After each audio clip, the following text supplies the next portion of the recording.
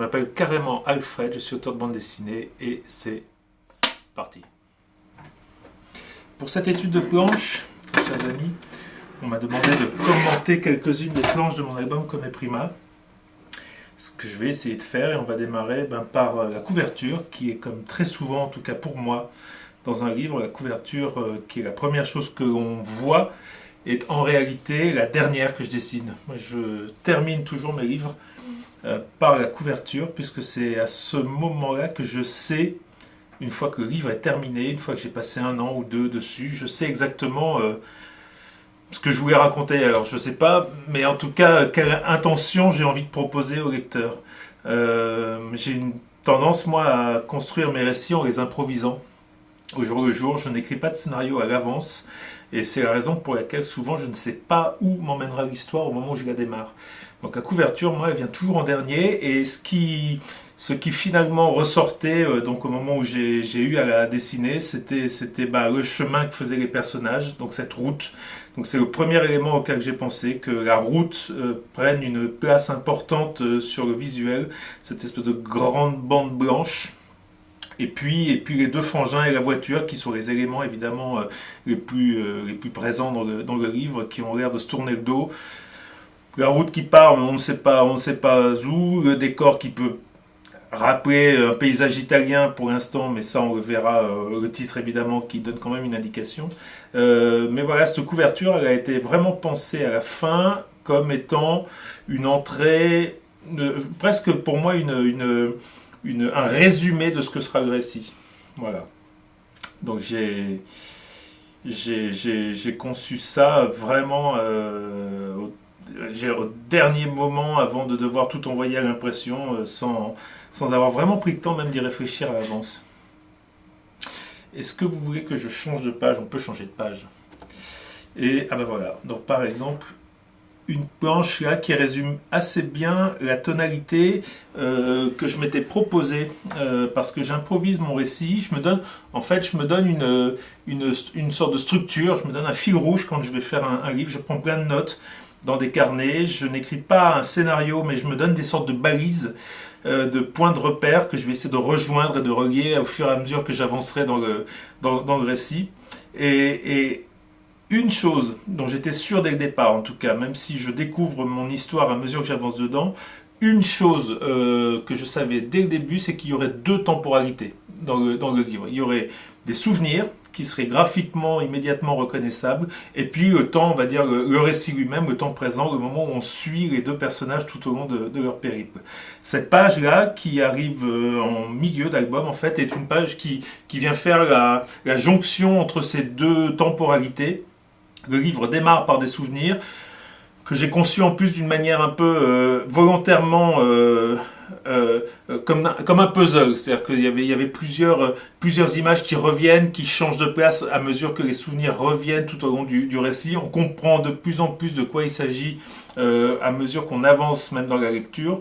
Et cette page-là est la seule du livre qui fait une jonction entre ces moments du temps passé, qui sont plutôt des souvenirs orageux d'ailleurs, pour le personnage principal qui est Fabio, celui qu'on voit là, et puis le moment, en plus là, ce passage dans le livre est un moment de bascule, dans la mesure où quelque chose enfin s'apaise entre les personnages, quelque chose enfin va s'apaiser même dans la tête de ce personnage-là, de Fabio, et c'était le moment, ça doit arriver à peu près aux 2/3 du livre.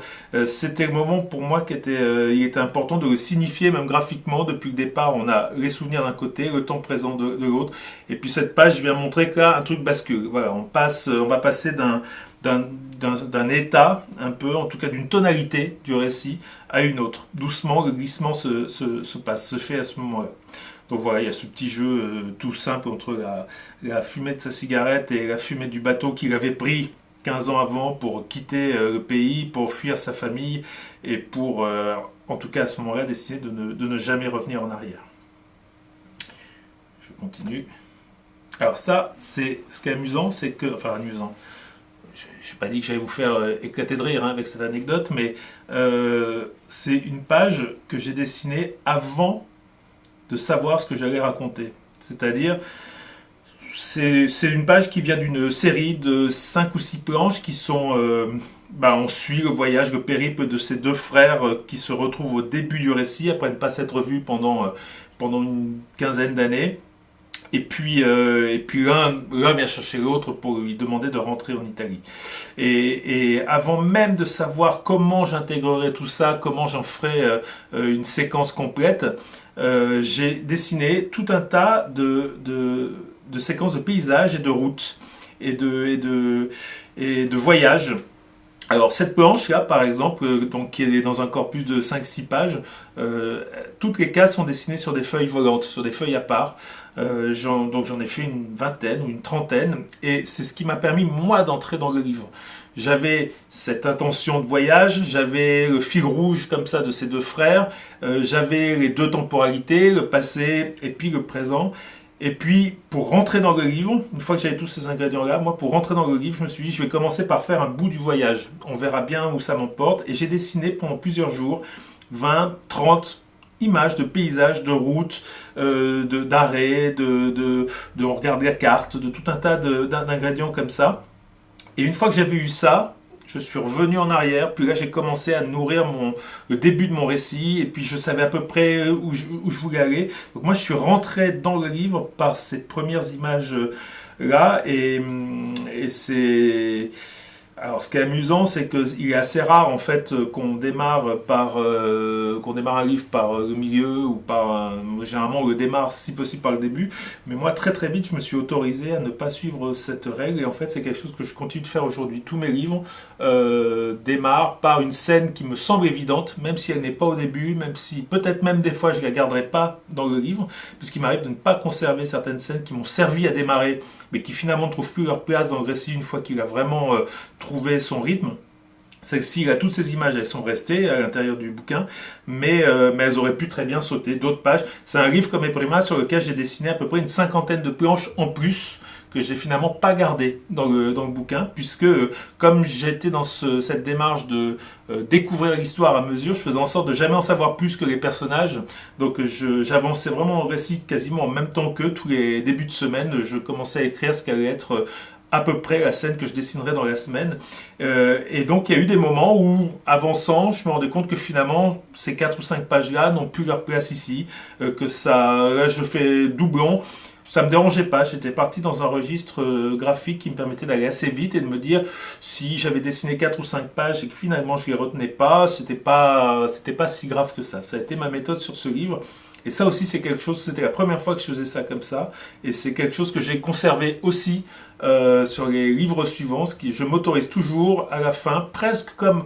j'aime pas bien faire l'analogie du cinéma et de la bande dessinée, parce que pour moi ce sont deux choses très très différentes. Pour moi, la bande dessinée se rapprocherait plus du théâtre que du cinéma. Mais en revanche, dans la méthode, j'ai presque un truc qui est de me dire, je vais faire des rushs, je vais tourner plein de choses, et puis à un moment, je ferai un montage, et s'il y a des scènes qui sautent, et si on enlève des séquences, et ben, c'est pas grave, elles sont pas perdues, elles ont participé pour moi au voyage du fait de faire ce livre. Ce bouquin-là, il s'est étalé pour moi sur 2 ans et demi, et pendant 2 ans et demi, j'ai fait un voyage, dont plein de morceaux n'avaient plus lieu d'être à l'intérieur du bouquin, mais ils ont eu leur importance au moment où je les faisais en tout cas.